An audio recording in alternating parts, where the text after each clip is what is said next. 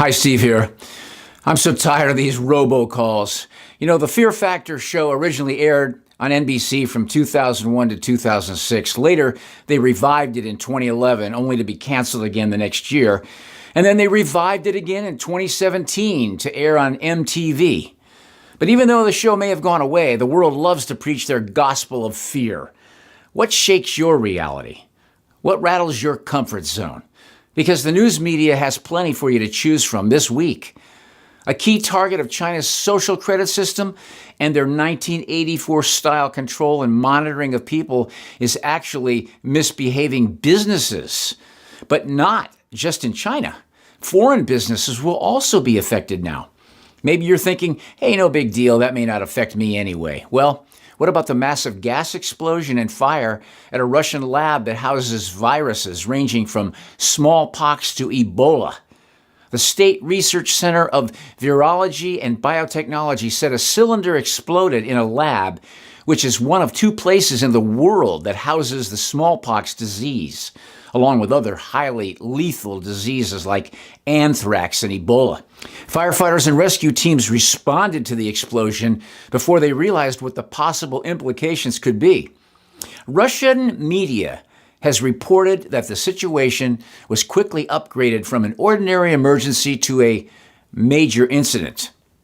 Why do our governments even house these killer viruses in the first place? Warfare. It's always about gaining an advantage in any war effort. That's why we have weather modification. Our government and other governments maintain control over the people through secrecy and covering up the facts, or at least trying to any way they can. A U.S. Navy spokesperson has now said the groundbreaking footage of the UFO should never have been released to the public. Secrecy again. So the U.S. Navy relabeled and repackaged the mystery craft in the famous videos as unidentified aerial phenomena. That makes it all disappear now, right? 3 bombshell videos of mysterious crafts taken by pilots show unidentified aerial phenomena.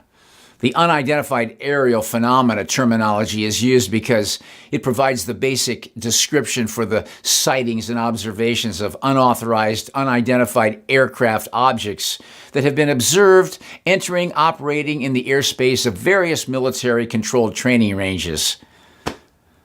What? By using this description, the Navy is refraining from saying the objects are extraterrestrial in nature but can simply not be explained at this moment in time. Yeah, that definition makes me lose interest from hearing any more about it. Ready for some good news, kids? You can skip school and protest climate change. Yay! New York City says 1.1 million students can skip school. School districts are trying to decide what position to take after New York City announced that public school students could skip classes without penalties to join the global youth climate strikes this Friday. Listen, kids haven't changed since I was in school, and they'll take advantage of any excuse not to go to school. I wish they would have had Grandparents' Day off when I was in school. Hey, maybe they can join a climate anxiety group. Support groups are growing around the country as activists seek to stay engaged while grappling with feelings of frustration and hopelessness. At a recent festival where they had dance parties, DJ sets, drum classes, and tutu-making workshops, part of the conversation included climate change. And within 24 hours of a climate anxiety session being announced, all the seats were reserved. Amid all the laughter and ambient festival noise, 30 people gathered in a hot tent and sat on rugs and lawn chairs to talk about their feelings of despair, depression, and anxiety over the climate. Debbie Chang, a volunteer with the D.C. chapter of Citizens Climate Lobby, led the group and said the genesis of the event came from noticing the negativity of activists around her. She said, there's not really a space, I don't think, for people to talk about these feelings. People don't want to dwell on negative emotions, but people want to be heard and validated. I understand. The cow flatulence, the celebrities flying to climate change events all over the world in their huge fuel-burning jets. And these annoying humans still breathing air every day. Feelings, nothing more than feelings. I know that your heart is sad from climate change news. It's so sad. And in Canada, Catherine McKenna's climate change ministry is ignoring a century's worth of weather data that doesn't fit the Liberals' pro-carbon tax, fear-mongering agenda. And the climate change hoax collapses as Michael Mann's bogus hockey stick graph defamation lawsuit is dismissed by the Supreme Court of British Columbia. Environment Canada omitted 100 years' worth of weather data from a federal website intended to illustrate climate change. The staff also used modeling instead of actual temperature readings to plot dramatic graphs, but said the result was not intended to be misleading. Oh no, it's a scam, and the scientists who have the data to prove it are never given a voice in mainstream media to show you. This is why they shut down any voice who disagrees with their false narratives. They want to control your life in every way.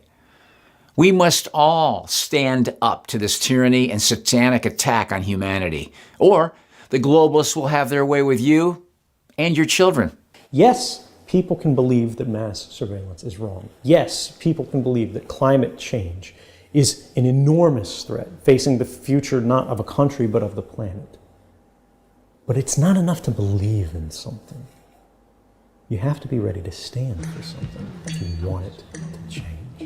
Think about it. Come here to chew bubblegum and kick ass. And I'm all out of bubblegum.